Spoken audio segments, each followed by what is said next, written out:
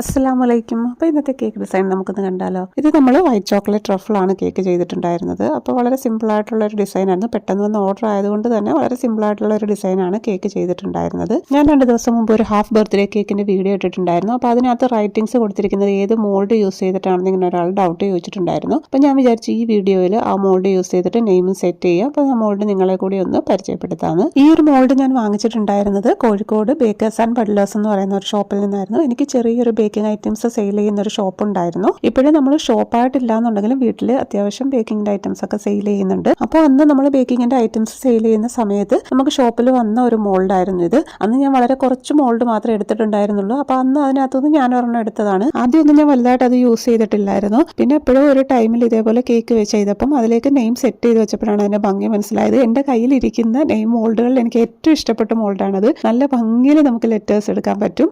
ഇത്രയൊക്കെ പറഞ്ഞിട്ട് എന്താണ് മോൾഡ് കാണിക്കാത്തത് നിങ്ങൾ വിചാരിക്കരുത്. അപ്പോൾ ഇതായിരുന്നു നമ്മുടെ ആ ഒരു ലെറ്റേഴ്സ് മോൾഡ്. നല്ല ഭംഗിയിൽ നമുക്ക് ആ ലെറ്റേഴ്സ് സെറ്റ് ചെയ്യാൻ പറ്റും. അപ്പോൾ ഇന്നത്തെ കേക്കിൽ നമ്മൾ ആ ഒരു മോൾഡ് യൂസ് ചെയ്തിട്ട് ലെറ്റേഴ്സ് ഇതേപോലെ സെറ്റ് ചെയ്യുന്നുണ്ട്. സത്യത്തിൽ ഞാൻ പിന്നെ ഈ ഒരു മോൾഡ് വേറെ ഒരു ബേക്കിംഗ് ഐറ്റംസിന്റെ ഷോപ്പുകളിലും കണ്ടിട്ടില്ല. നിങ്ങൾ ആരെങ്കിലും ഏതെങ്കിലും ബേക്കിംഗ് ഐറ്റംസ് സെയിൽ ചെയ്യുന്ന ഷോപ്പുകളിൽ ഈ ഒരു മോൾഡ് കണ്ടിട്ടുണ്ടെന്നുണ്ടെങ്കിൽ ആ ഒരു ഷോപ്പിന്റെ നെയിം ഒന്ന് കമന്റ് ചെയ്താൽ ആർക്കെങ്കിലും ഒക്കെ യൂസ്ഫുൾ ആയേക്കും. അപ്പോൾ ഇന്നത്തെ വീഡിയോ നിങ്ങൾക്ക് ഇഷ്ടപ്പെട്ടിട്ടുണ്ടെന്നുണ്ടെങ്കിൽ ലൈക്ക് ചെയ്യാനും ചാനൽ സപ്പോർട്ട് ചെയ്യാനും മറക്കല്ലേ. Thank you for watching.